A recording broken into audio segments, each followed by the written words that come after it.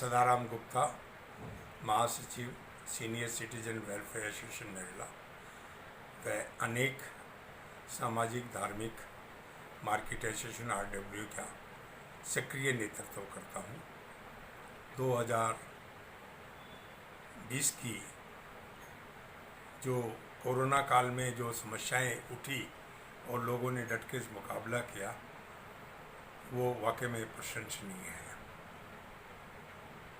Sir, आप ये बताइए सर कि आप ने लॉकडाउन के तहत सब लोग, समाज के लोग कहते हैं कि सदाराम जी ने हमारी मदद की है, ज़रूरतमंदों को खाना वितरण किया है, ज़रूरतमंद कुछ चीज़ें जो प्रतिदिन इस्तेमाल होने वाली चीज़ें थी, सूखा राशन वगैरह भी आपने वितरण किया है।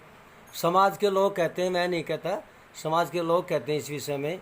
सर, उसके बारे में आप थोड़ा बताइए। देखिए, ऐसा कोई विशेष नहीं है, ये समाज के लोगों का मैं आभार व्यक्त करता हूँ। करने वाला परमात्मा होता है, मैं तो एक मध्यस्थता के कारण इन्वॉल्व कर लेते हैं मुझे। ठीक है, थोड़ा माइग्रेंट्स को SKV नंबर 1 में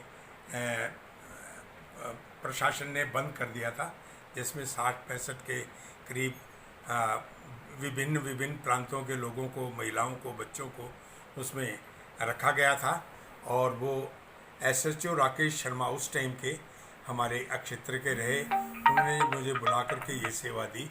तो जितना मेरे से हो उसका लोगों की मदद से और अपने परिवार की मदद से मैंने उनको ड्राई राशन या कुकिंग राशन या उसमें जितना भी सामान इस्तेमाल में होने वाला था वो मैंने प्रोवाइड किया। वो कोई बड़ी बात नहीं है, लेकिन लोगों ने इसको इतना बड़ा समझा कि मैंने बहुत कुछ किया है।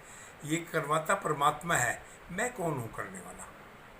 सर, कुछ प्रमुख समस्याएं सर आप जिसका जिक्र कर रहे थे सर, कुछ प्रमुख समस्याएं हैं सर आपकी नज़र में, कुछ नरेला क्षेत्र की वार्ड नंबर 1 की है सर, उसके बारे में कुछ बताइए सर, क्या है वो प्रमुख समस्याएं? तो देखो, महावीर जी प्रशासन करता भी बहुत है और समस्याएं जितनी ज़्यादा सोल्व होती है ना, उतनी हमारी एक्सपेक्टेशन भी बढ़ती है।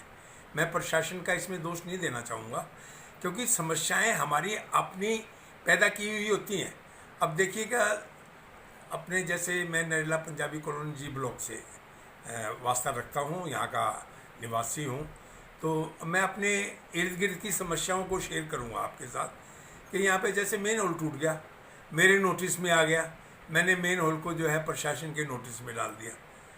अब क्या होता है, यहाँ पे हैवी ट्रक्स, क्योंकि ये रास्ता आम रास्ता है, जब चारों तरफ से नरेला जाम होता है तो भारी ट्रक यहाँ से आते हैं और इतनी स्टैंडर्ड क्वालिटी के मेन होल नहीं होते कि वो भारी भरकम ट्रक का वज़न सहन कर सके, टूट जाते हैं। वो आए दिन टूटते हैं, वो रिप्लेस भी हो जाते हैं और टूट भी जाते हैं। तो ये प्रशासन की व्यवस्था ही कहीं ना कहीं गड़बड़ाई हुई है, या तो वो क्वालिटी के मेन होल नहीं होते और मेन होल क्वालिटी के लगा भी देते हैं, तो जो भारी भरकम ट्रक जो यहाँ से नहीं आने चाहिए थे, मेन रास्तों से जाने चाहिए, वो यहाँ से आके तोड़ देते हैं। तो उसमें प्रशासन भी पंगु हो गया है और रेजिडेंट उसको झेलते हैं। ठीक है, ऐसा नहीं है वो रिप्लेस नहीं करते, रिप्लेस भी करते हैं। दूसरी समस्या गंदगी की बहुत ज़्यादा है। हमारे प्रधानमंत्री जी लगातार ये हफ्ता जो है साफ़ सफाई के लिए उन्होंने कहा है, निगम लगे हुए हैं, लेकिन इतनी ज़्यादा गंदगी इधर चारों तरफ रहती है कि बार बार कहने पे भी किसी के कान पे जूं नहीं रेंगती। और ये गंदगी कोई बाहर पाकिस्तान तो आता नहीं करने के लिए, हमारे मोहल्ले की ही गंदगी होती है। उसको हमें समझना चाहिए कि घरों में डस्टबिन रखें, उसको प्रॉपर जब पिकअप वैन आती है उसके अंदर डालें और सही ठिकाने पे भेजा जाए। और प्रशासन के पास मशीनरी की कमी है, मशीनरी जब तक पूरी नहीं होंगी, कई बार तो ये सुनने में आया डीजल नहीं है, JCB है, डीजल नहीं है। तो ये आर्थिक दशा इतनी कमज़ोर है निगमों की कि वो सारा जो है हमें झेलना पड़ता है। हम तो निगम को जो है हाउस टैक्स भी टाइम से देते हैं और टैक्सेस भी देते हैं, लेकिन झेलना भी हमें ही पड़ता है। तो इसमें कोई दोष पब्लिक का है, प्रशासन का ज़्यादा अधिक है इसमें, इसको प्लान नहीं करते हैं। ठीक है नहीं, तो ये मेरा छोटा मोटा शिकायत है। दूसरी समस्या मैं दिल्ली सरकार की तरफ से आपको जागृत करना चाहता हूँ। मेरे बिल्कुल बराबर में जवाहर कैंप है, वहाँ पे विशाल भूखंड है समाज कल्याण विभाग का।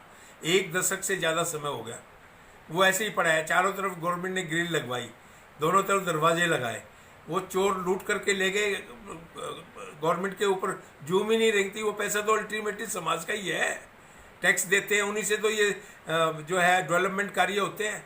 गांधी आश्रम पे देख लो, समाज कल्याण विभाग का एक बहुत बड़ा कार्यालय जिसमें पहले एक दशक पहले काम चलता था, आज भूखंड पड़ा है, उसमें अवैध कार्रवाइयाँ होती हैं, लोग उसका बदचलन तरीके से इस्तेमाल कर रहे हैं, कब्जे करते हैं।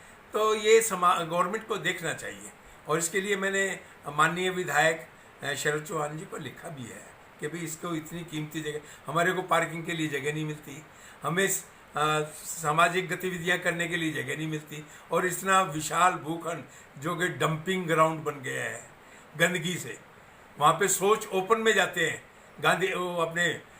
मोदी जी ने कितना प्रयास किया स्वच्छ भारत के लिए, लेकिन आज भी ओपन में जा रहे हैं। दिल्ली जैसे शहर में ओपन में जाएं और उसके ऊपर अंकुश ना लगाएं, ये हमारी भी कमी है, और गवर्नमेंट की तो है कि उसको ऐसे जैसे कीमती भूखंड को ऐसे डाल रखा। तो मेरी आपसे गुजारिश है, आपके चैनल के माध्यम से मैं कहना चाहूँगा कि इस आवाज़ को उठाना चाहिए, गवर्नमेंट तक के जाना चाहिए कि ऐसी कीमती जगहों को ऐसे बेकार क्यों डाल रखा है।